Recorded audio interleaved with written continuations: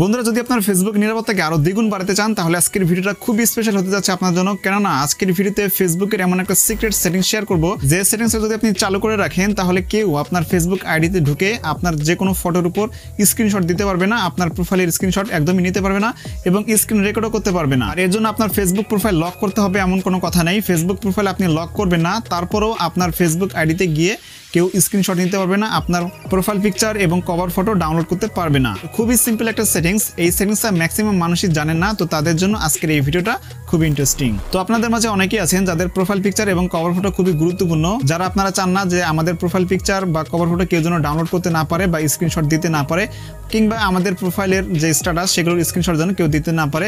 সেই কাজটা আজকের ভিডিওতে আমি আপনাদেরকে দেখিয়ে দিব। তাহলে চলুন ভিডিওটি শুরু করা যাক। তো বরাবর মতো আছি আমি আপনাদের সামনে মজনু, আপনারা দেখছেন technical bro video YouTube channel.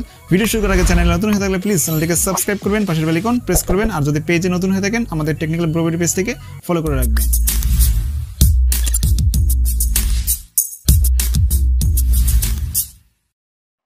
তো বন্ধুরা এই দুর্দান্ত সেটিংসটি করার জন্য সর্বপ্রথমে আপনি ফেসবুক অ্যাপটি ওপেন করবেন। ফেসবুক অ্যাপটি ওপেন করার পর আপনি আপনার ফেসবুক আইডিতে ঢুকবেন। ফেসবুক আইডিতে আসার পর এই আইডিতে ধরুন আমি প্রোফাইল গার্ডটা অন করব যেন কেউ আমার ফেসবুক আইডির স্ক্রিনশট দিতে না পারে। তো এখন কিন্তু যে কেউ আমার ফেসবুক আইডিতে ঢুকে যদি স্ক্রিনশট দিতে চায় সেক্ষেত্রে সে কিন্তু স্ক্রিনশট দিতে পারবে। আমার ফেসবুক অ্যাকাউন্ট কিন্তু লক করা নেই। তো আমরা প্রত্যেকে জানি কোনো ফেসবুক অ্যাকাউন্ট যদি লক করা থাকে তাহলে ওই ফেসবুক অ্যাকাউন্টে ঢুকে সেখানে কিন্তু স্ক্রিনশট দেওয়া যায় না, আপনারা প্রত্যেকেই জানেন। কিন্তু ফেসবুক অ্যাকাউন্ট লক না করেও এই সুবিধাটি পাওয়ার জন্য আপনি যে কাজটি করবেন, আপনার প্রোফাইল পিকচার যে রয়েছে প্রোফাইল পিকচারের উপর একটা ক্লিক করবেন। প্রোফাইল পিকচারের উপর ক্লিক করে দেওয়ার পর এখানে একটা অপশন দেখতে পাবেন, turn on profile picture guard নামে একটা অপশন আছে। তো এই অপশনের উপর ক্লিক করে দিবেন। এরপর এখানে নেক্সট অপশনের উপর ক্লিক করে দিয়ে এখানে সেভ অপশনের উপর ক্লিক করে দিবেন। ব্যাস এখানে আপনার প্রোফাইল অপশনের উপর দেখতে পাবেন একটা গার্ড চলে আসবে। তো এখন কেউ যদি আপনার ফেসবুক অ্যাকাউন্টে ঢুকে যদি স্ক্রিনশট নিতে চায় সেক্ষেত্রে কিন্তু সে কখনোই এটা পারবে না।